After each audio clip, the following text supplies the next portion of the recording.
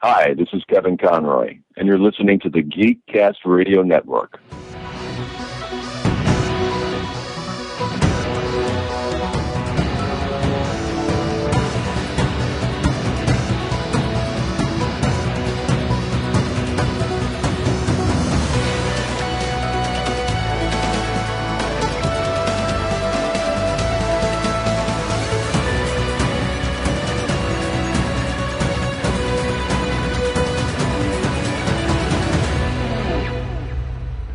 Hello and welcome to the 350th episode of GeekCast Radio. I am TFG and Mike, and today in this special interview episode, I welcome the co-creator of the GeekCast Radio Network, a 20-year podcast veteran, a voice actor, and now writer, plus my best friend in the world.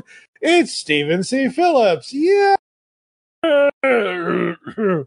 Who now has his first book published entitled Altered Audio Podcasting Demystified, a guide for any and all podcasters with clear advice, real tools, and zero gatekeeping. Because as you know, folks, the goal has always been to unleash the podcasting geek in us all.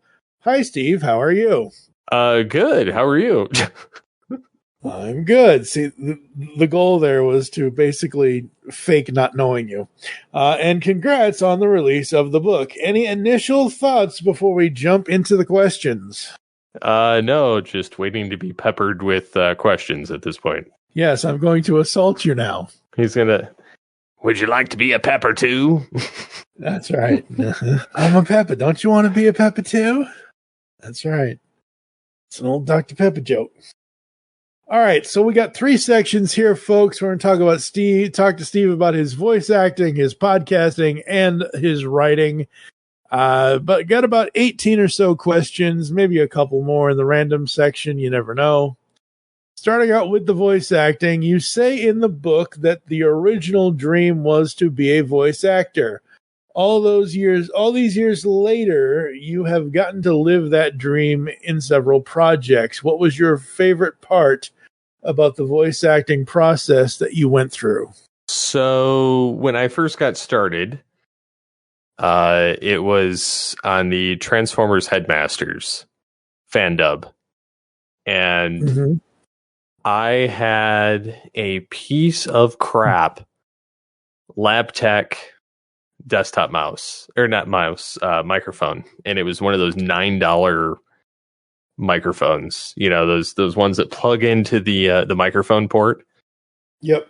And they just sound like crap. And then if you had like a phone call, they would have like the weird back feed. And then if you hit anything and had a weird back feed or it'd buzz, or it sounded distant, not very clear, just sounded like trash.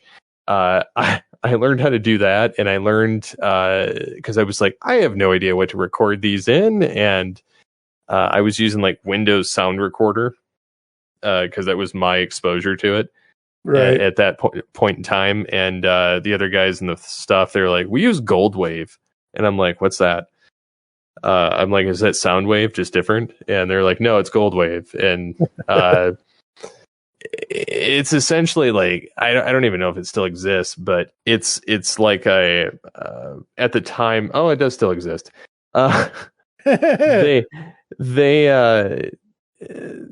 do a lot of like audio editing. They have a video editor as well now, but they have multi-track. It's like $20 to buy, so it's not bad. And it works on all devices. Like you can get it on iOS, Windows, Mac, Linux, and Android now. I remember using it. It looks nothing like it looks now. It was very different. And I had no idea what I was doing in the software. Like I didn't. And it was so confusing. There were so many different settings, so many different things you could do. And I didn't know anything. And I was recording for the voice of Scourge because I could do the voice of Scourge. And I was doing a voice match just like everybody else in the program and joined in on episode 3. And then every now and again, I actually still to this day still get we're rebooted with a different set of people running it at one point, and I think they made it to episode 10 or 11 or something, and then it just kind of fizzled out. But I get usually like one a year that gets recorded, and so even to this day, I still get to do some random characters in it. Like I've done Dive Bomb, I've done Superion, I've done, some different voices, but that's still like the pinnacle of like awesome, because I still have the original video clips on a hard drive, and I'm like, I got giddy when I saw my voice on the animation for the first time. Nice. When you craft your voices, how do you go about doing it? What is your method? And I'm not talking about the impressions. I'm talking about your unique voices that you create. So I this kind of bleeds into both. So when I do the voices, I obviously watched a lot of television and animation as a kid. So I flipped channels. I watched the one Saturday morning. I watched the Sunday stuff. I literally flipped between the 5 or 6 channels that had cartoons on Saturdays, and then the 3 that had them on Sundays. And then I watched weekday mornings and then weekday evenings. And I watched entirely too much. So I would play, like when I played with like my action figures and my Lego figures that I'd created to mimic the ones that I couldn't afford to buy, because I had a bazillion Lego, which, by the way, look nothing like the stuff that comes out nowadays that's pre-articulated and transforms properly. Oh, I know, right? Definitely imagination. Yeah. But I would try and replicate the voice, and sadly, a lot of them didn't come to fruition until I hit puberty, when my voice deepened and I was able to actually hit the voice. But a lot of the squeakier voices were a lot easier to do, because obviously voices are different and they change over the years. And so I started out doing like Meatwad and, trying my hand at Soundwave, Starscream, Megatron, Beast Megatron, Waspinator, Gollum. Those were a lot of and Kermit the Frog. Those were a lot of my foundational ones. And then I kind of learned how I could merge other voices to create different voices. And so, I have some original voices. Like when I have, congestion, I can do Morgan Freeman, pretty well, which, yeah, it's an impression, but it's still like a vocal intonation that I have to figure out. And, even the impressions, I typically have to learn their speech patterns. Like I have to listen to them enough. I have to learn the speech pattern. I have to replicate it. I have to hit the right cadence at the right moment with the right speech pattern. I did that in my acting class. I played Casey Kasem, and then I did the Joker. Yeah. So I mean, there's that, and then a lot of it, I just pick stuff up. Like, when we interviewed the guys that did the Ninja Turtle podcast years ago, and then I come off mute and I'm like, oh, I can do Krang all of a sudden, and just practice it, 5 seconds off air, microphone muted, all of a sudden belt on, and then, Saki, this is Krang. The devil is my new body.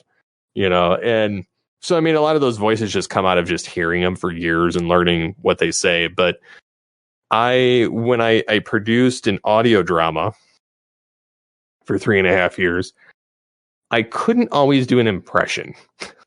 Right. You had to create your own. I did. Yeah. So one of the characters was kind of a play on Beast Megatron, but it wasn't 100% Beast Megatron. It was more lighthearted, more like goofy version of it. And so like I pitched the deep and dark, and and made him more conversational, and well. So I mean, I hit some of the same tones, but it was a lot lighter and a lot different. And then I had to do a talking parakeet, which I can't do right now just because my throat's a little raspy on it, and dry. But I did a talking parakeet because they cast they had a written in role for a talking parakeet, and the director just looks at me and the writer and goes, I don't know how I'm going to do this. And I said, well, lucky for you, I had an aunt who's still alive, but she had a bird when we went to visit in Florida. And she had a bird named Myron, and it would talk. It wasn't a parrot. It was like, it was some other kind of bird, but it could talk, like I don't know if it was a lovebird or something, but yeah, he would go, Myron, you know, and he'd go, hello. And so like, I started doing that impression, and they were like, there we go. It was supposed to be like a parakeet. And I'm like, well, parakeet don't really talk. They really don't. Yeah. But they wanted it to talk. They wanted to say just short things like, you know, never gonna stop, you know, and things like that. So I just started speeding it up and doing it like higher pitched. And then there was a scene where I had to get vacuumed. Like the bird got vacuumed up by accident because the kid's supposed to be cleaning the cage. And they're like, okay, I really don't know what to do.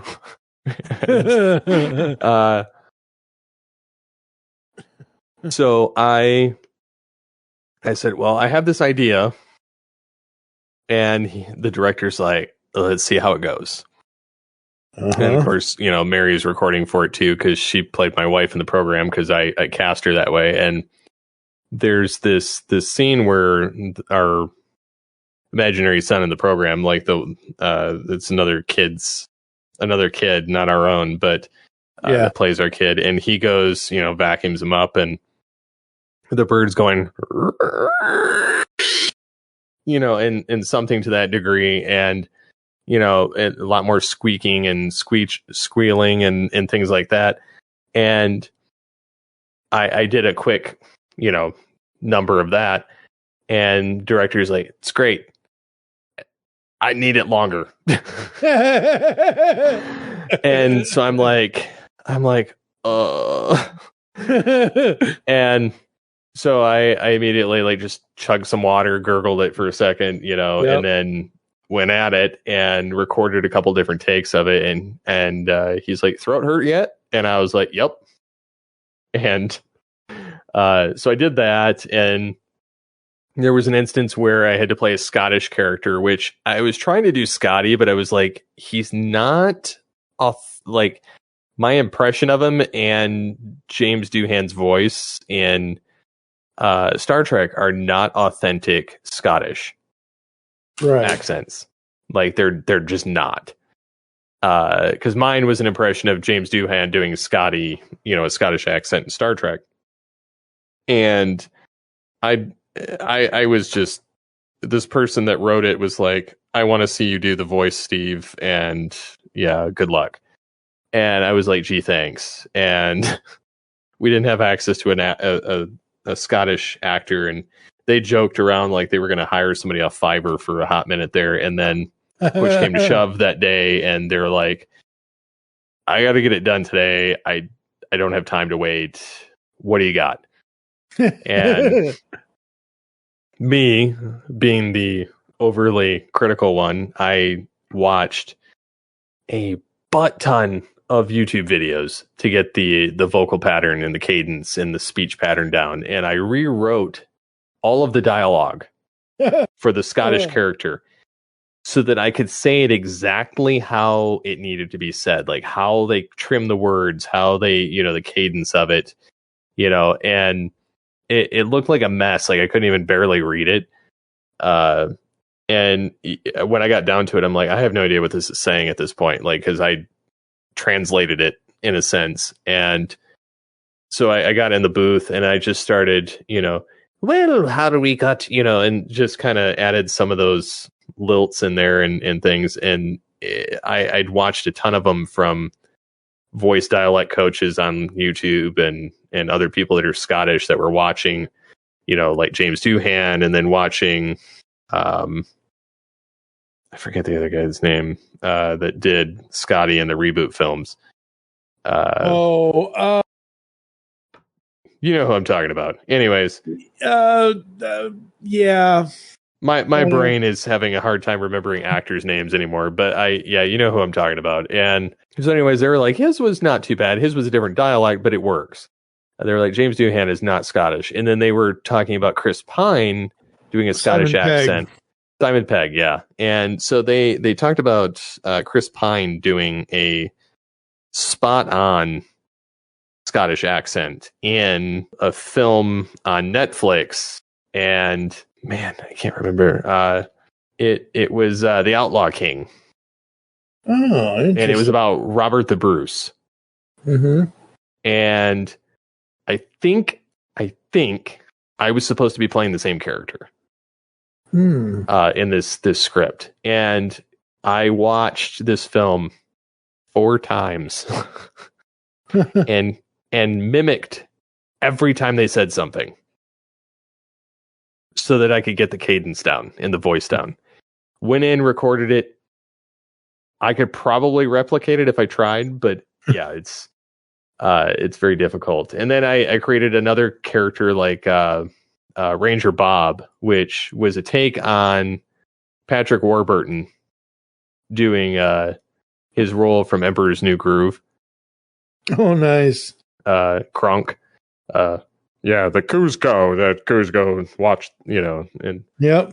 Squirrel, squeaky, squeaky, squeak, squeaky, squeaky, squeak, and so I did this weird thing with my throat the day of, like, we were doing a live action version of whatever this was, and the character had never been seen before, never been heard before, like never been in anything, and they're like, so here's the catch. You have to be the Ranger character, but you have to do a voice or something, and it's for 12 hours. Yeah, that's a lot. I got the voice figured out when I was driving to work at 7:30 in the morning. Same person that wrote the Scottish thing wrote this. I knew I was screwed. So they had the best intentions, but still. So anyways, I went in and I was like, this is what I got. And they were like, ooh, like, like that moment where you hear David Kaye talk about, the voice at the control room, all of them looking around like, yep. Dinosaurs looking at each other like, ooh, that's good, and, yep. Or Camille, whatever. And so anyways, I did the voice, and I later figured out a better way of doing it without having to cause the throat strain that I was doing before. But I don't even joke. I got this voice figured out.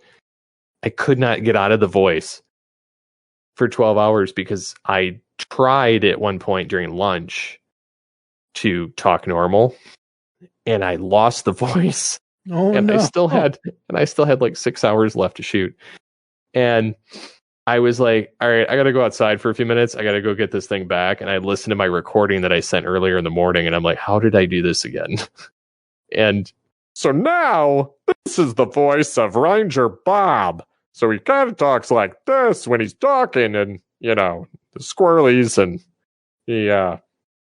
so I kind of evolved it from Patrick Warburton to more my own thing.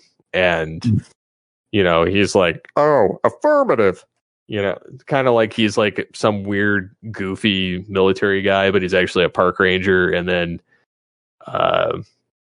there's literally like a scene in the show that he talks like a squirrel.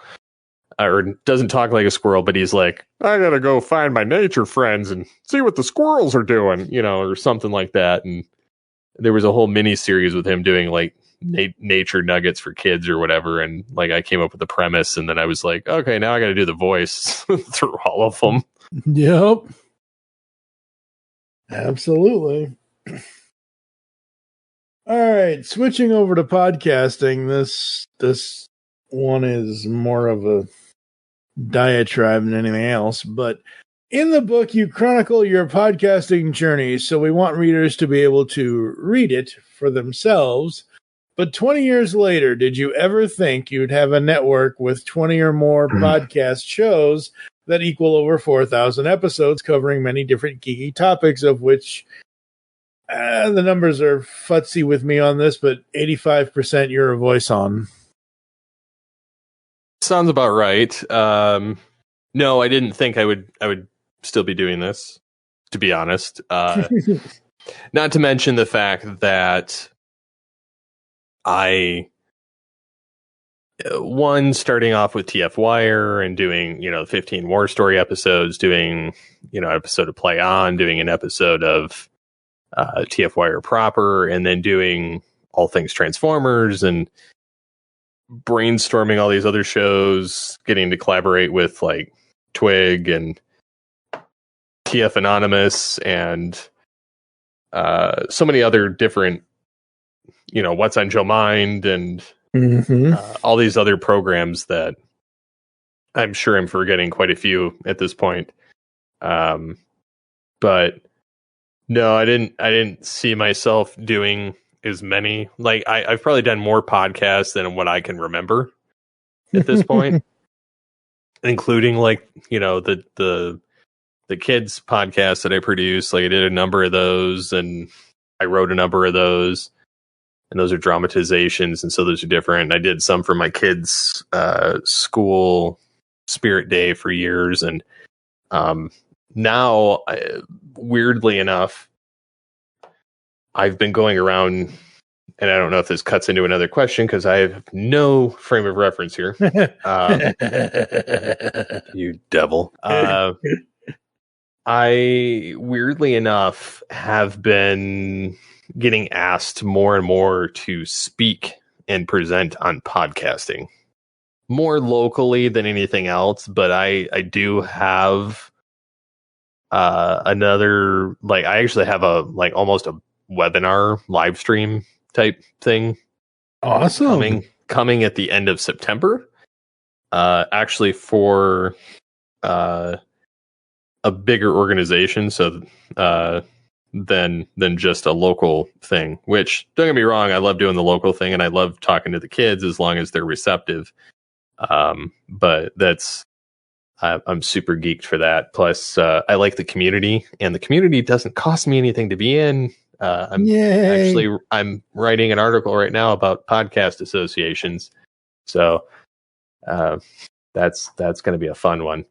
I'm sure I'm going to burn some bridges by accident, but I have some strong words to say on that.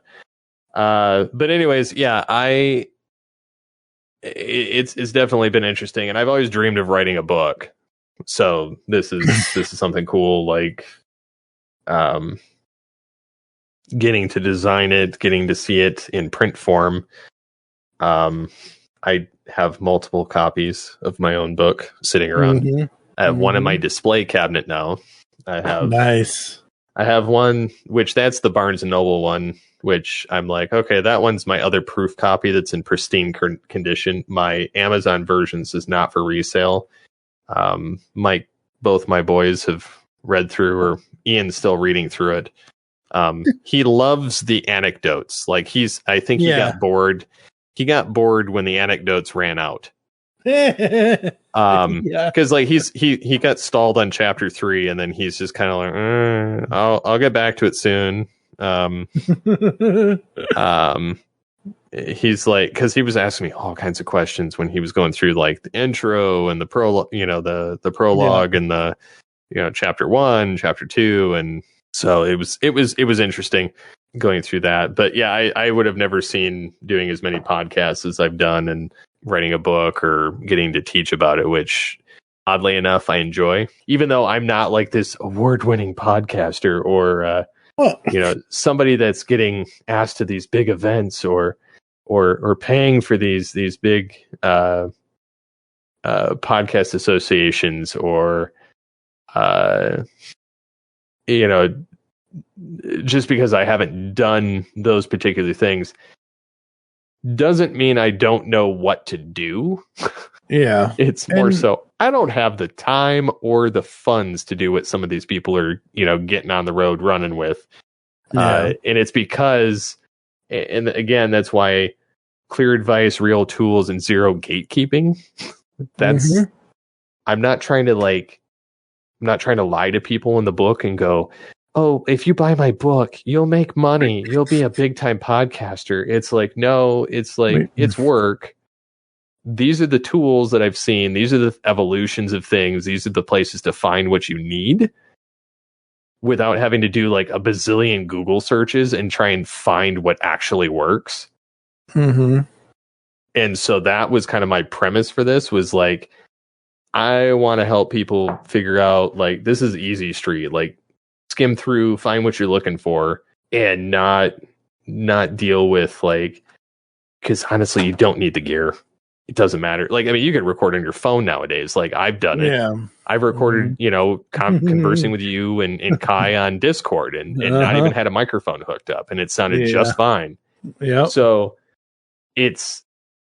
technology has evolved. Things have gotten better. Like, it's no longer the, you know, Cracker Jack box microphones of the lab tech days, which is why they're gone. The Logitech's mics sucked until they bought Yeti, and now they've kind of bastardized those too. But I mean, yeah, I mean, that's kind of that's why I'm a huge proponent for indie podcaster, not corporate podcaster. Yep, absolutely. All right. So after the recording of an episode of, say, All Things Transformers or Altered Geek, what is your editing process like? Do you edit it immediately? Do you edit it the next, whenever you have the time to? How much time are you putting in these days on the editing versus the old days? So the old days, I will definitely say I put a lot more time. But it was also different. So back in the old days, we either recorded through Skype. Yep. Originally, we both recorded on Audacity. Yep. And then we had to sync up the files, and sometimes Audacity didn't play well. No. With the stream. And so we would have to chop and cut, and Audacity did not have multi-track back then. Nope. So it was not fun. You could easily screw something up, which is why I like the one Beverly Hills Cop episode with or Die Hard with Dodd or Mike Birdman. That's why that particular episode was like whatever was wrong with it, like super slow or non-existent audio. And then granted, listening back to that, because I re-listened to M-Wire 200 just because I'm planning the revival. Yep. And I was listening to it, and I was like, you know, listening back to this, I know what happened. Oh no! I literally know what happened, but I didn't know what I didn't know back then, and so it was how it imported, but two, it was a setting in Audacity that neutered the file more or less, and so. But I mean, like, and then looking back at, like, you know, our first interview with David Kay, where we had the buzzing. Yep. I could run that through an AI filter now and clean it up completely. Yeah. Like easily. But I also learned how, almost like 8 years later, how to use the spectrographic cleanup and cleaned the majority of it up anyway. So, I mean, there's, with each, you know, amount of time that goes by, things evolve and get better. And forgot where I was going with the question, but started going down a rabbit hole. Evolve and time, and things get better over time, and new tools, and I mean, I've just seen a lot of stuff change. My editing, though, getting back to the original question, back then it was a lot more tedious, a lot more time consuming. I had, you know, the intro, I had the outro, which the outros were fun and goofy for the time. You've just listened to a podcast on the GeekCast Radio Network. You can follow us in the following ways. On Facebook, blah, blah, blah. Like, I was just... Until next time, unleash the geek in you. It doesn't work nowadays, but it was funny back then. Yeah. Kind of a staple of that old era. and the gamer gamer clans and that kind of stuff. But I spent a lot more time doing it then, and then when we started using Adobe Sound Booth, I believe, that sounds about right. It had its own edition. Yeah, it was Sound Booth before Audition. It had its own issues with things, and I can't remember. There was some goofiness things with that too. I can't quite remember all of it. I also had like a version that could run off of a flash drive at one point. Damn. Well, it was like a mobile version that I stumbled across, and I put it on because it didn't need to install. You could just run it right from the flash drive.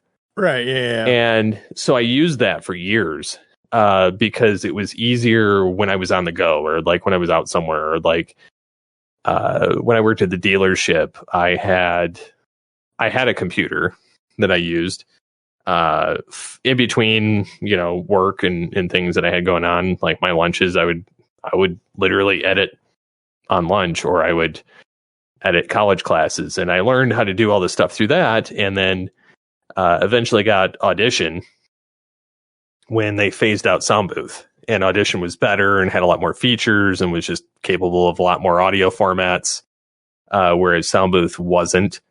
Like, I think it couldn't even run AAC files or something. Like, it was just WAV and MP3 and M4A or something, and that was it. Yeah. And so when I got Audition, like, I started building out, like, now I have pre-built templates for like all things Transformers and the Cyber Dragon Ball and Altered Geek. And I leave like the spot for the voice promo. I have the spot for the intro. I have the spot for the outro. And I, of course, like the outro, I drag it depending on the length of the episode. But I have them all on individual tracks. I have them all with certain presets in Audition so that I don't have to finagle with it. And then I literally import from our Discord recordings the multi-track. So like I get your audio, my audio, and then I put them on different tracks, and then just make sure like I drag them to the beginning of the time frame, making sure that they line up 100%. and then I move them further down past the intro, or like where the transition starts happening. Yeah. And so then I kind of skim it, because generally if we're recording an episode, I can tell if it's going to need editing. Yep. I don't always take timestamps. Sometimes I should. But if I notice something going AWOL on it, I will look at the Discord recording, see where the timestamp is, make a mental note of it, on Notepad, and seek it out once I've imported it into the multi-track. But for the most part, I listen to hear, like I have the presets for Audition in there where it'll level it, it'll put a loudness filter, it'll tweak certain other things and kind of automate it. It's not AI, it's just presets, podcast presets. So it'll boost things that need to be boosted and lower other things. And I have like 12 different presets depending on what it is. So like I have music one, I have like podcast ones, I have 3 different of those, and then I have other ones that I've used for audio drama stuff that are variations, and I've tweaked different parts of it. And then I kind of scrub through, and if I know that there's a bunch of ums or like sneezes or me clicking the mouse, because oftentimes I'm multitasking while I'm recording. Yep. Which I know that the click, click, click, click, click, click, click is super annoying to people, because I've gone back and actually listened to them, and I can tell where I'm paying attention and where I'm not. MWire 200.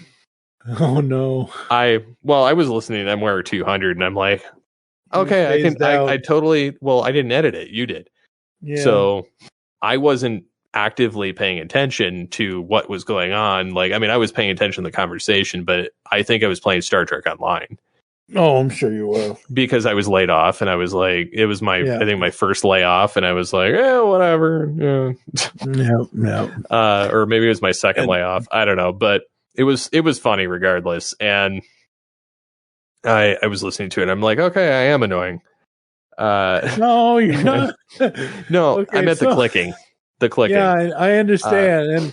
And I'm going to say something here, folks, and he knows better than this because I'm not trying to insult him, but oh my God, I want $5 for every I have to cut. For me? Yes. Whatever. Per episode.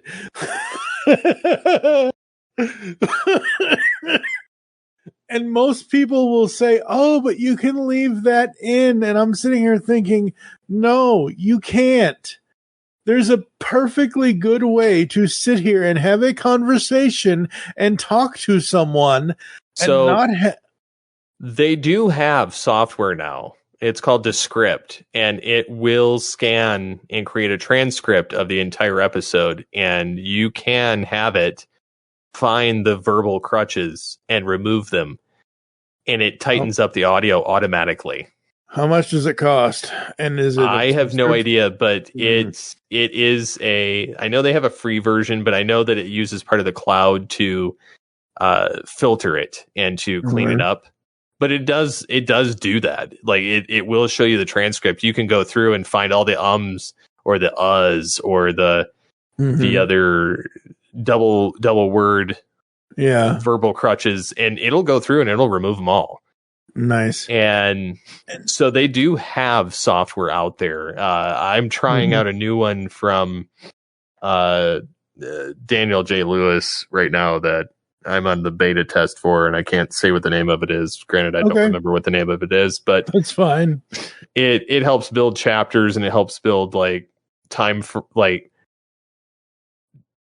more of like an outline of the episode itself. Yeah, so basically, like when I said, okay, this is the voice acting section, this is the podcasting section, and then up next will be the writing section. Yeah, so I mean, it'll three. Yeah, it'll do that, and the ID3 tags, and it'll do all of that, and it uses a little bit of AI, but a lot of the features are just like manual. Yeah, you dump your file in there, it automates, and it does a lot of this stuff. I'm actually working, and he's like, oh, I put it together in 3 weeks, and I'm like, okay, I know you used AI, so which everybody's doing that. I'm guilty of it. I've created a couple of I've created a couple of the plugins for GeekCastRadio.com using AI. Yeah. Because one, I'm too cheap to pay somebody. To more or less, if it's a subscription. Yeah. And I need a simple feature and I need it to work. Like it's not something that's like, oh, I'm going to have it generate me an SEO app, or I'm going to have it generate a podcasting plugin or newsletter plugin, or, passkeys, or, something to that degree. Yeah. I'm not having it mess with, because there are better features out there. There's better things that are more maintained, paid more attention to. I don't pay attention to how WordPress functions. Like it's just not in my wheelhouse. So, this particular one that I created, I ran it through AI, and because we used to use like a featured image plugin, and it was like, I forget what it was called, but it was for featured images, and it would allow you to quickly change them based on category, or you could click on it in the episode or the post list. And the one that was available was getting bigger and more bloated, because we've been using it, I don't know, 2012. Yep. Like way back when. Oh yeah. Because we've changed websites, and I wanted something with like quick editing, and it got to be super bloated, and there were just more features, and it got ad heavy. And I was like, every time they add all these ads, it's slowing down the website, but it's also a security risk. Yep. And so while yes, I do have certain things, Jetpack on their newsletters, podcast importers from like Second Line, things for the theme. I don't like. I was going to have it generate our own comments plugin, and I was going through AI working it out with it, and it literally told me, out of the features you're looking to have, this particular one is the one you want. It's like, unless you want to sit here and develop a brand new one, which will take weeks to a month, months. Yeah. This is what you want. And I was like, touche. I was like, you save me time, you save me effort. Yeah. If a better mousetrap works, is there, great. I'll go with it.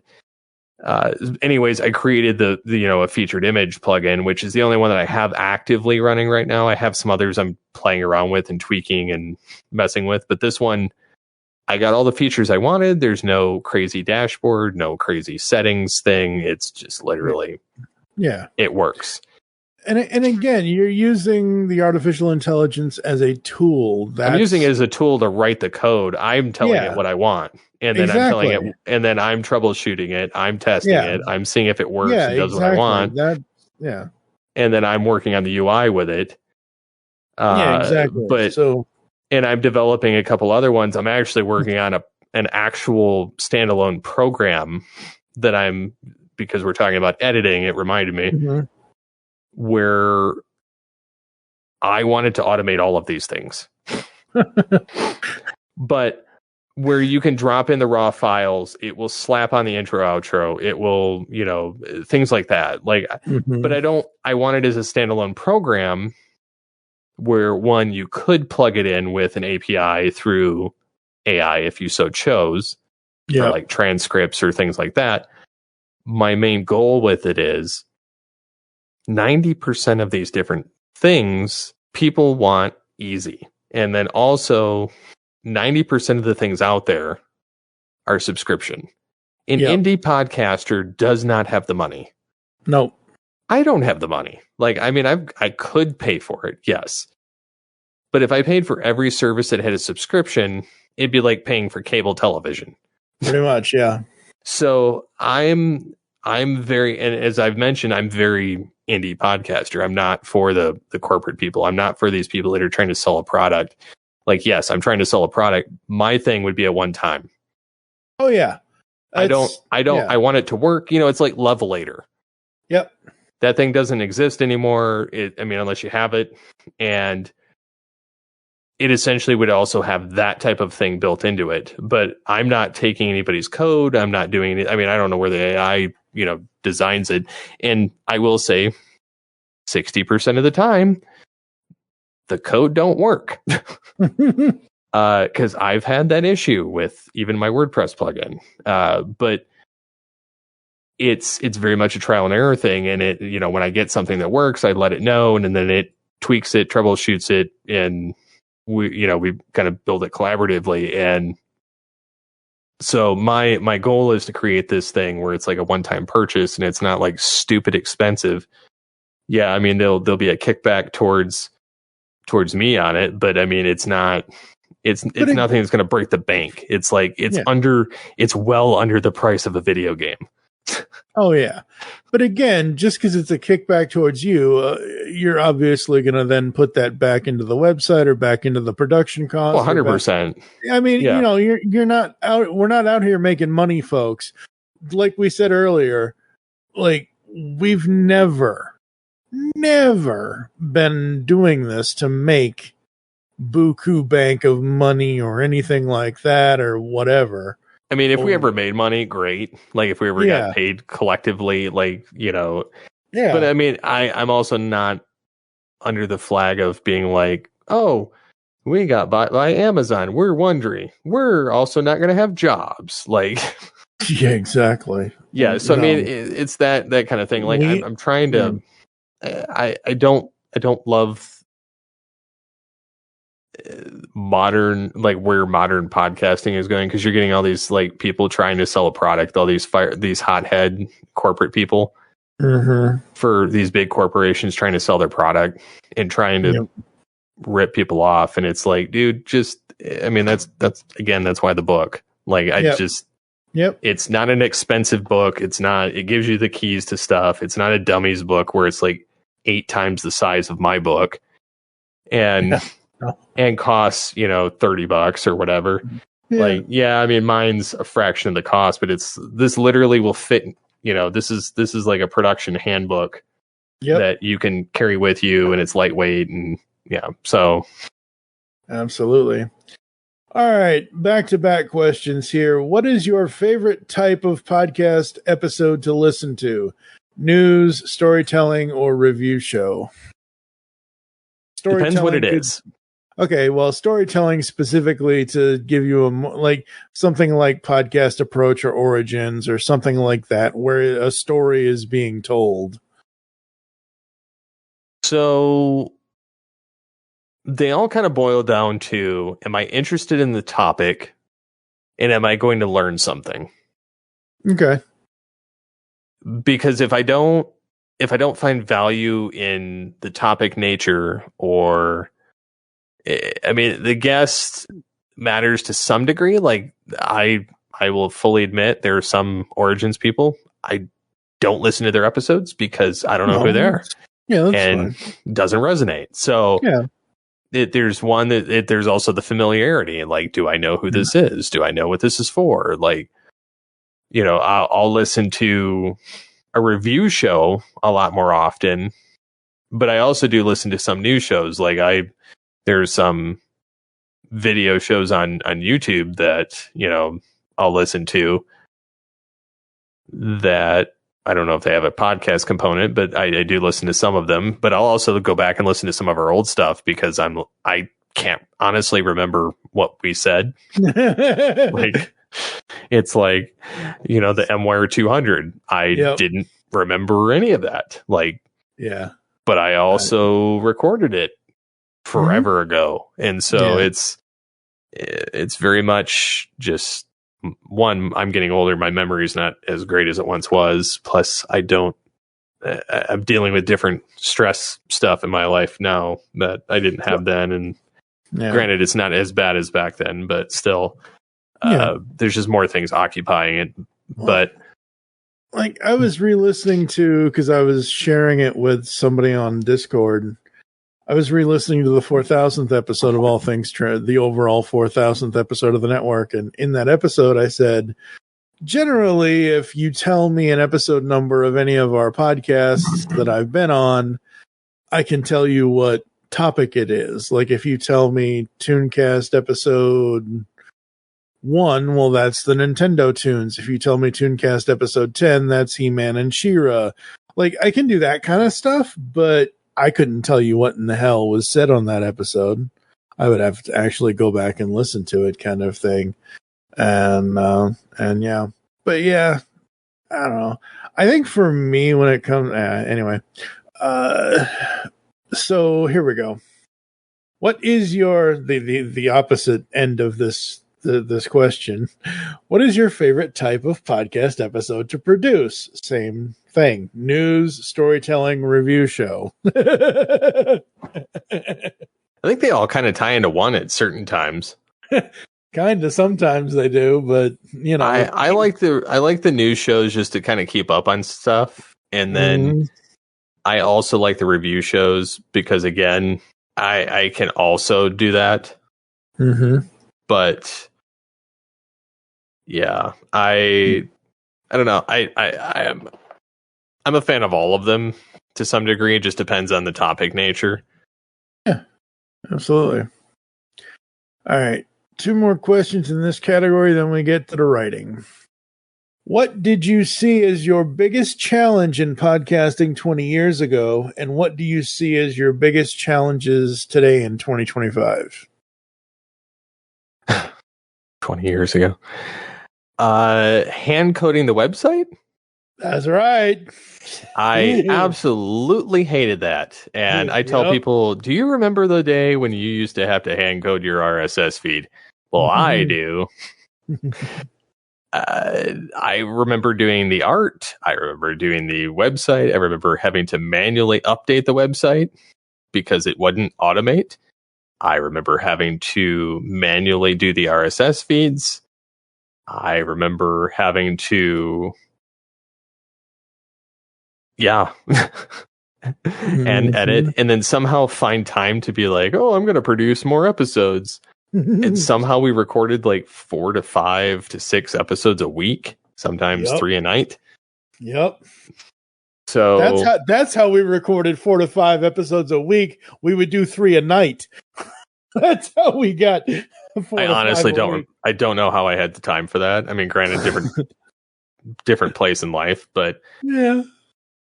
I mean, it definitely was a different beast back then. Nowadays it's mostly just finding time to record. Yeah. I have all these ideas. I have all these shows I want to do. Like I want to do, I would love to get back to weekly Altered Geeks and all things Transformers, and have more regular cadence with the Cyber Dragon Ball. Cause like I have the scripts written for the next like 2 episodes of that. I'd like to get time to do Altered Trek or even edit the episode that I have. And I've even toyed around with, I was going to bring back the Internet Pathfinder, but I was like, that show's so far dead and removed.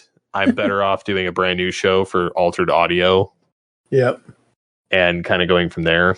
I also want to do the video show of M-Wire and see if I can actually pull off a video show. Yeah, very cool. And so, like, I have all these ideas and all these, projects I want to do, and not enough time to do them. Yes, well, when we get to the point of Altered Trek, we definitely have to record a preamble intro for that original episode we recorded, because that thing is sold at this point, and we're not re-recording that episode. We just need to slap an intro on it. Which I will. Yeah. And one of these days I'll actually get that episode done. It's just time. No. I'm hoping. My goal is to get it done in the next couple of weeks, because I finally have the Elcars nice segment. Very cool. I have the next episode's Elcars done too. Awesome. I intentionally did them together. Those I recorded with. I used AI for those, but it was mostly because I was looking for not the text, but the vocals, because I was trying to get the computer, the library computer speech, and or as close to it as I can get. Yeah. So absolutely. All right. Final question in this section for podcasting. What is one piece of podcasting advice you want to give the listeners that is not in the book? It's like asking me if I remember what I put in the book at this point. But mostly just if something's exciting to you and something you feel like isn't being covered by somebody else, there is place for you. Like there's not podcasting is not like, well, there's already 50,000 other shows doing the same thing. Well, how many of those are actually active? And so it's do your research with it, but there's room for everybody. There really is. And everybody has a different opinion. Everybody has a different perspective. Everybody has a different interest or level of interest of something, and there's literally millions of avenues in directions and perspectives that you could take it from. And I'm in this group with our podcast host, RSS.com, and the RSS space, and I'm literally seeing different things that I was like, oh, I didn't even think of that angle. That's a great idea. I didn't think about that. Yeah. Cause it's like, I literally, it just didn't occur to me, because we've always kind of done our status quo and how we've done things. And we've taken different angles and evolved them, but it's still different because we didn't think of it like these people did. Yeah. There are some things we were groundbreaking in doing before other people took it on. like the Beast Wars podcast or, you know, a lot of the review content. Yeah.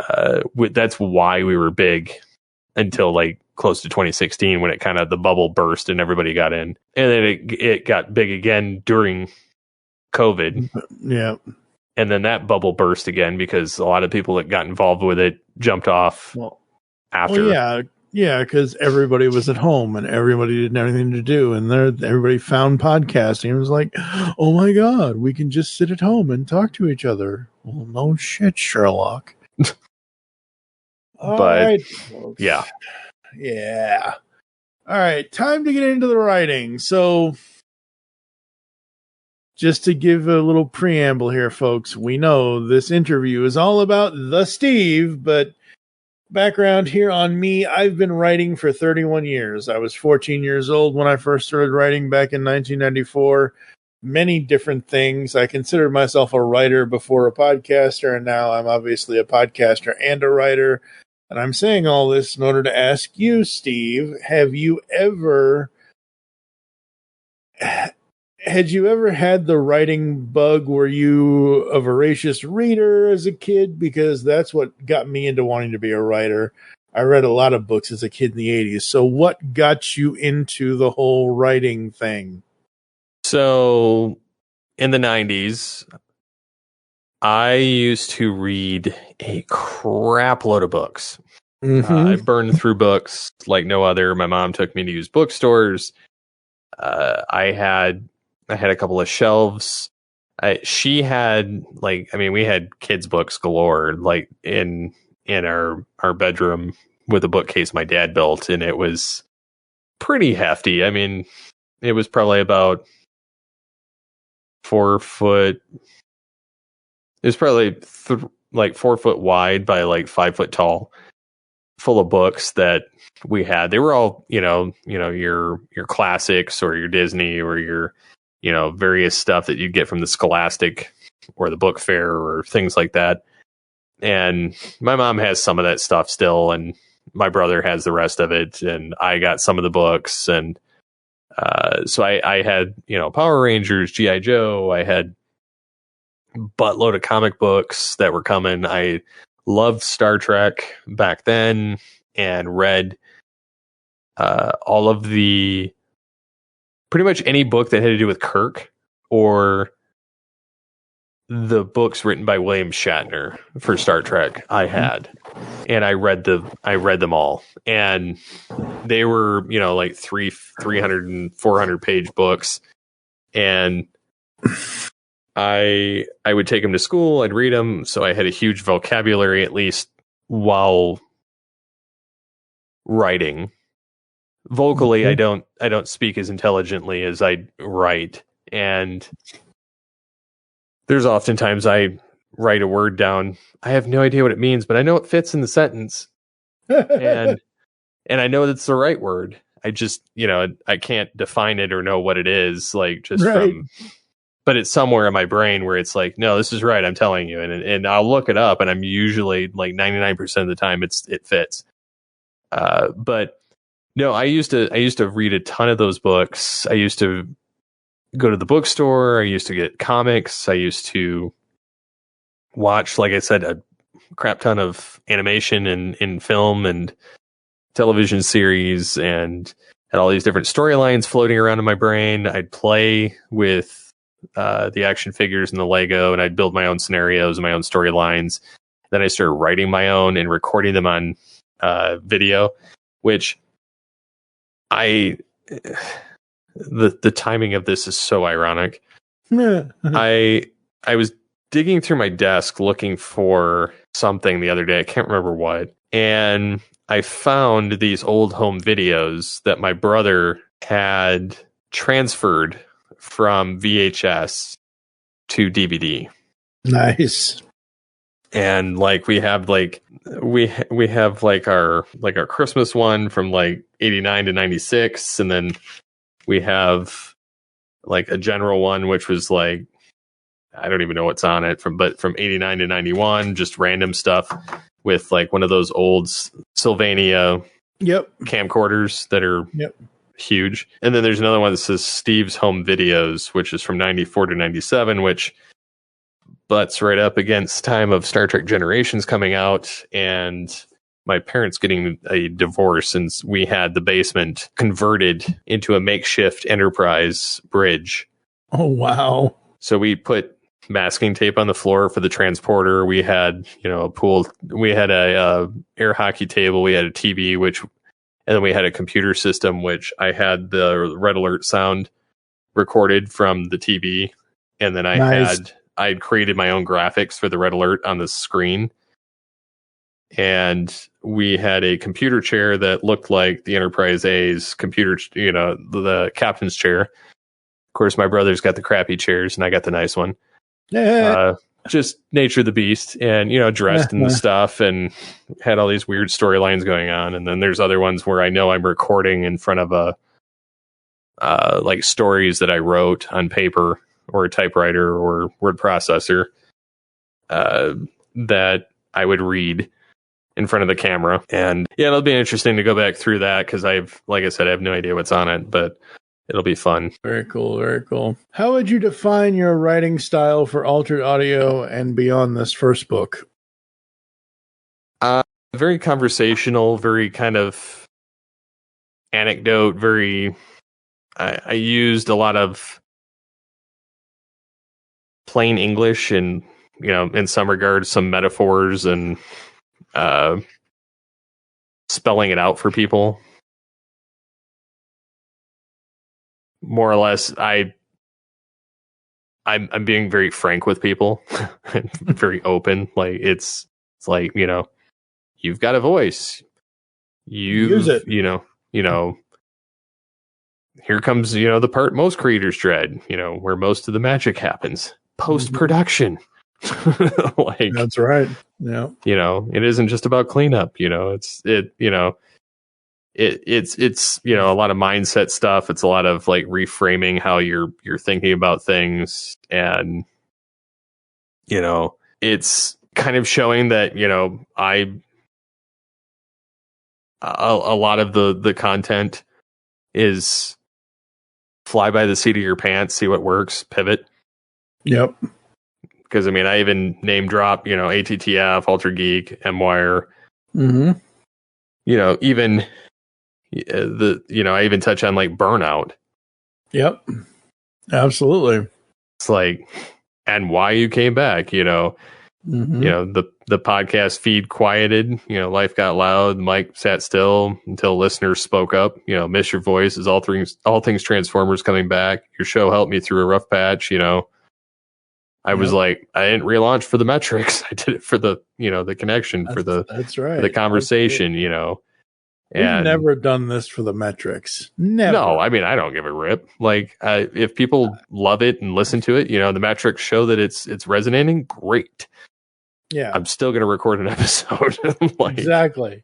It doesn't mean that you can't evolve or, get better with your craft or, it's just making sure that what you're putting out there is better or resonating or giving somebody something entertaining to listen to and, educational, giving them a piece that makes them a part of the conversation. That's why I started podcasting. It's because I enjoy the conversation. I enjoy geeking out with other people. It's why I kind of wanted to do this in the first place. Plus, I've always wanted to be on radio. Yep. Now that I've worked in marketing, I realize I don't want to work in radio. No. Well, podcasting has always been the new radio for me. It is. Well, that's what I mean. Like, I'll do podcasting because I can't get fired from that. Because we run this shit. Exactly. So yeah, it's that's kind of where I'm going with that. Yeah, exactly. How did AA begin? What was the initial outlook at it? The idea for it? Yeah. It started because, honestly, I was in the RSS space for our podcast hosting company. Mm-hmm. And I was getting asked some of the same questions over and over. And then I had people in real life asking me that. Okay. A lot of stuff. And then I've been going to a lot of stuff speaking publicly. And I'm like, I've been writing a lot of articles. I've been making a lot of posts. I've been dropping a lot of little nuggets of information. I should probably put this in one place. Yep. There you go.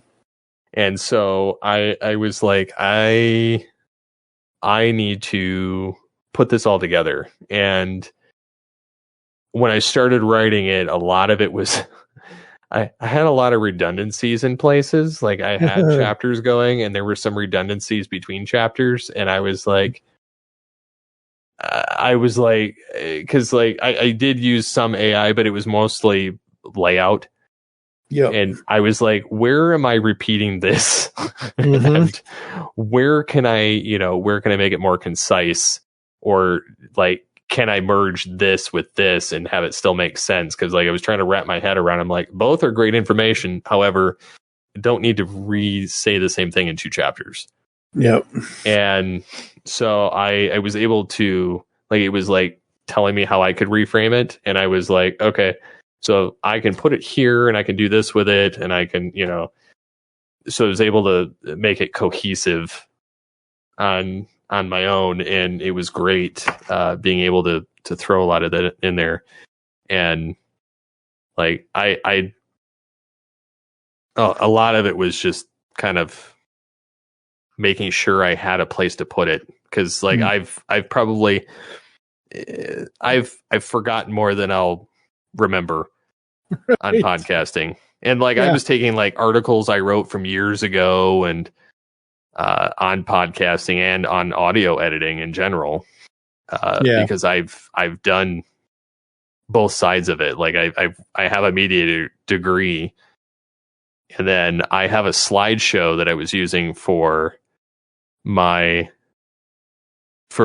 speaking engagements, and a lot of that's in here. Like, and then a lot of the resources, a lot of the different types of stuff. Like I was just honestly trying to put it all in one spot, because again, I don't remember stuff very well. Yeah. Well, you kind of answered sort of the next 2 questions, but I'll say them anyway. After you had the kernel of the idea, how did you refine and polish it? And then what was the formatting process like? Formatting was interesting because each platform has a different one. Amazon, Kindle Press, or KDP Press, it has one style, and then Barnes and Noble Press has a different. Ingram Spark has a slightly different one, and then the Kindle, like the ebook, you had to convert in a certain way, and every time I tried to do it one way, it kept throwing off the formatting. Funny enough, I was able to, because I built all this in a Word document. I started off in a Google Doc, and it was just coming out weird. And so I was like, I need to do this in Word proper. And so I was formatting it, making sure it's spaced right, doing the page breaks.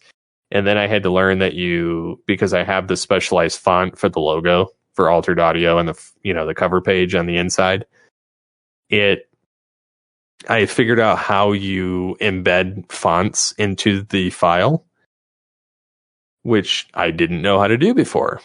And I had to Google it. And then building the table of contents was interesting, because I mean, it's got an automated thing, and it goes by like the headlines and the headers, like H1, H2, H3, that kind of stuff. And then the cover, that was a colossal pain. Oh no. Well, I designed I asked AI to create me a cover logo. This is not AI created. Right. But I did it because I was trying to narrow down what I was going for. Right. And so I was describing it, and I was kind of doing it. And as you know, with AI, every time you ask it something, or every time you refine one little piece somewhere and tell it to leave everything else the same, it does not. So I would have it tweak something, and then it would screw something else up. And then I'd have it tweak something else, and it would screw something else up. And at first I was going to cheat and just let AI just make the artwork. And then I started getting irritated, And I'm like, this is not what I want. This is not what I want. And it showed me one good copy at one point with the overall like shape and design, but a lot of the colors were wrong, or the fonts were wrong, but it gave me like the structure of how it should look. Right. And so I was able to put it all together. I actually think the waveform that's on it is the only thing that's AI generated. Oh, wow. The neon microphone that's from the GeekCast Radio logo that I created for that. Altered Audio is just a different variation of the font of Altered Geek. Originally, I was going to use the Altered Geek font, but I was like, it doesn't quite fit. It just looks weird. Yeah. And then Podcasting Demystified, I was going for the same, font. Then I wanted a clean font, which I think it's Futura for the rest of it. Nice. And then I put the GCRN logo, and then the binding part of it was kind of strange. Like, my name's centered, Podcasting Demystified's almost centered, and then the microphone is not centered on the binding, which, whatever. It's a first edition. I'm sure I'll have another one later. Yeah. And then I had to figure out how to put about the author and, leave room for the UPC code, because in the templates, it doesn't tell you where to put it. Yeah. They just insert it wherever. And I could have, but what's funny is between my Barnes & Noble version and my Amazon version is the Barnes & Noble one came out better. Binding wise. Wow. Like on the covers. I had to do a slight tweak, but the Amazon one doesn't. The other thing I was kind of disappointed is Amazon does not take care of the book when they ship it. Oh. As well as Barnes & Noble. Barnes & Noble had this thing in a cardboard box. Yep. Like packed in there tight. It was not going to get bent no matter what you did to it. The Amazon or the Amazon one, my not for resale was in good condition before my son got a hold of it. Okay. But it seems to get the scratches and a little bit of the dings a little bit easier than the other one. And I've gotten since 2 more from Amazon because I'm going to be shopping those around locally just to see if I can get them in the store. But the process was different, but I had to use a third-party website to convert the PDF of the thing for an EPUB file for the Kindle. Because the software that came with the Kindle was just a nightmare to deal with. Ugh. Like, because you have to use their software if you want to convert it, or you can upload a finished file. And I was like, I'm not doing this. I sent him a finished file, and it worked. So, yeah, I learned different things through different publishers. Like, I get more of a cut if it's direct from Amazon or BarnesandNoble.com. If it's the higher priced version of the same book on Ingram Spark, which, again, it publishes to both of those places. So, I mean, I could have just done it through Ingram Spark from the start.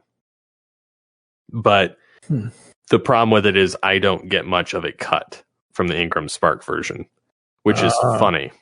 That's weird. So, yeah. That's very weird. Well, you've talked about the formatting. You've talked about the self-publishing process and things like that and how easy or difficult it was.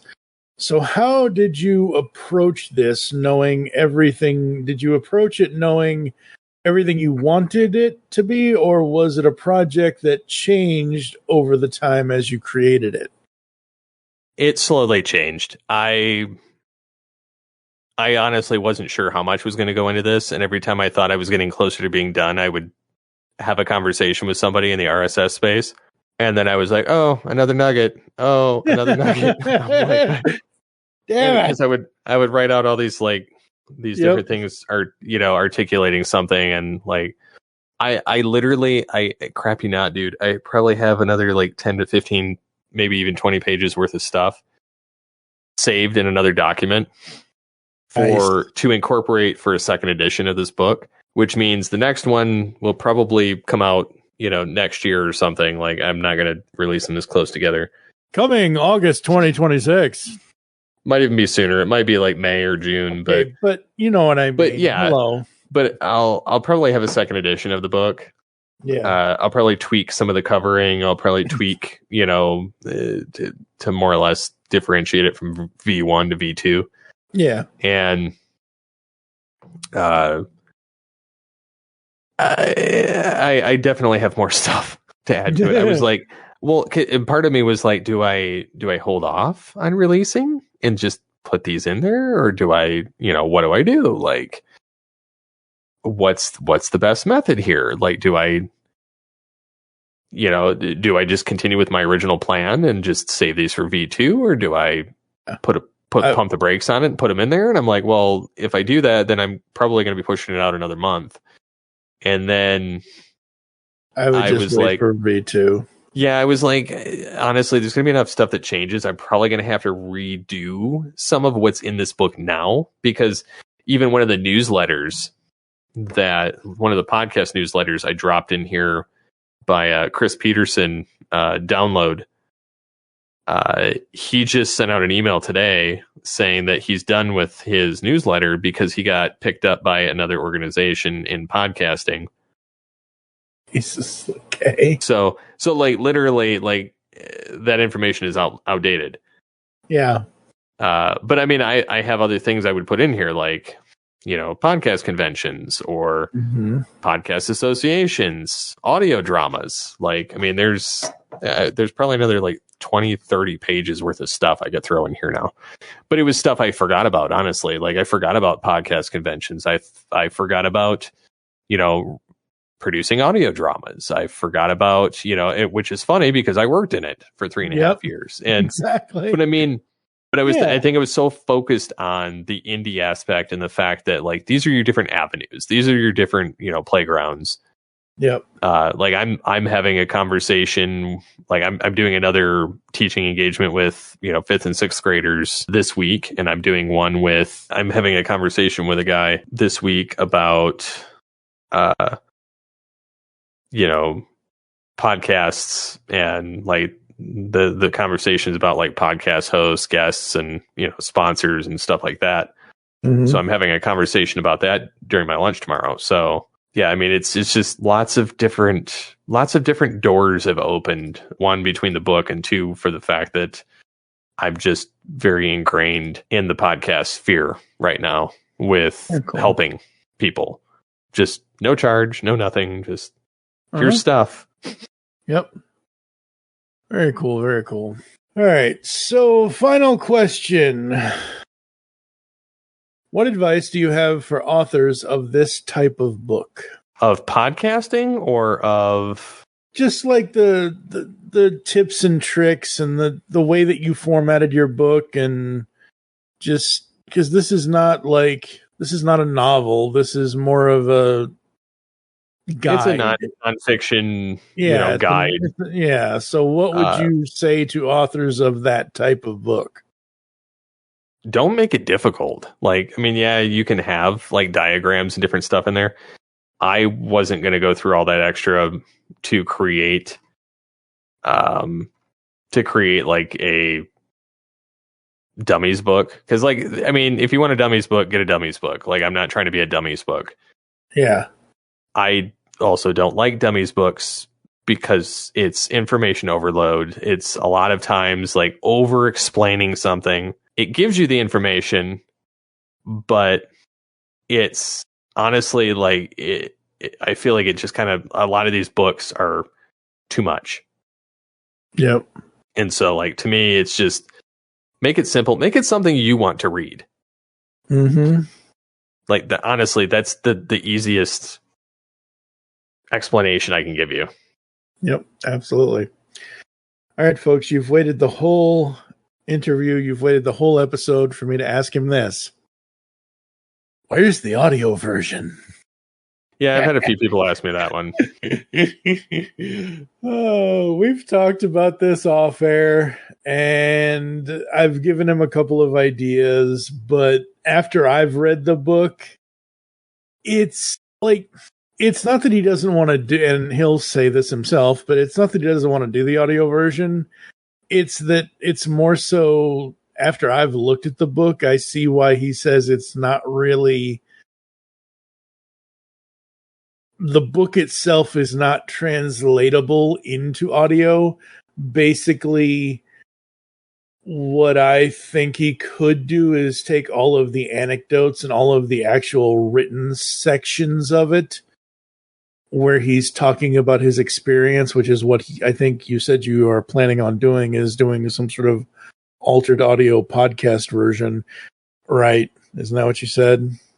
Yeah, I mean, I was thinking about just doing a podcast and kind of covering specific topics. Right. And my thought to you was, you could basically you could do that podcast, edit all of that together, boom, audiobook version. More or less. More or less. So, so Altered Audio Podcasting Demystified by Stephen C. Phillips. Where can they get the book? How much is it? And all that good stuff. So they can get it on Amazon.com and BarnesandNoble.com. They can request it at their local bookstore or local library. They can order it because there's a stigma with Amazon.com that bookstores and libraries do not want to buy it from Amazon. Don't know why. I'm not getting into why, or because I honestly don't know. Yeah. But they do like the fact when it's on BarnesandNoble.com or Ingram Spark, which I have it on both. So you can get it for the ebook for $9.99 on Amazon. You can get the direct print on demand, which honestly I think is more economical in today's age. It's like, why have a bunch of books sitting around when they're probably just going to shelf warm? Point in case, I went to Barnes & Noble and I've seen 10 different editions of Microsoft Office for Dummies that are dating back to 2016. Oh my God. Like they're still sitting on the shelf, like 2016, 2017, 2018, 2019, 2020. And they're all with faded yellow color. And my son was like, how do you know it was in the sun? And I says, well, this bookshelf must have been over there at some point. And he's like, how do you know? And I said, flip the book over. And it was like bleached yellow, like almost white, because it was sitting in the sun so long in Colorado sun. And the other side was pure yellow for the Dummies book. So it's more economical. Anyway, you can get it on BarnesandNoble.com and Amazon.com for $15.99. You can also, there is a $17.99 version, which is the Ingram Spark publication, right, on both platforms. But again, that one doesn't give me as big of a kickback. But if you want to pay $2 more, great. But yeah, it's out on all those platforms. Came out August 8th. And yeah. Very cool. Very cool. All right, folks. Before we let you go, remind the listeners where they can find you online and all that good stuff to interact with you on the interwebs. Well, I'm still on the Twitters at SCP-21. I will never call it X because it's a stupid name. It's just a letter. It's just a letter. It's not even a name. It's a letter. Yeah. It's lazy. I'm also on like Instagram and Blue Sky, Threads, like Steve Phillips VO. Yep. I'm currently trying to redo my website to also include, but my link tree at SCP-21 has links to literally everything. So very cool. All right, folks. We hope you enjoyed this episode of GeekCast Radio. Wish you'll join us next time when we will be doing something. I don't know. I have no idea. So for now, I am TFG and Mike with Steve Megatron. Thank you for listening. Until next time. Oh yeah, and unleash the geek in you. This is Kevin Conroy, and I am the goddamn Batman.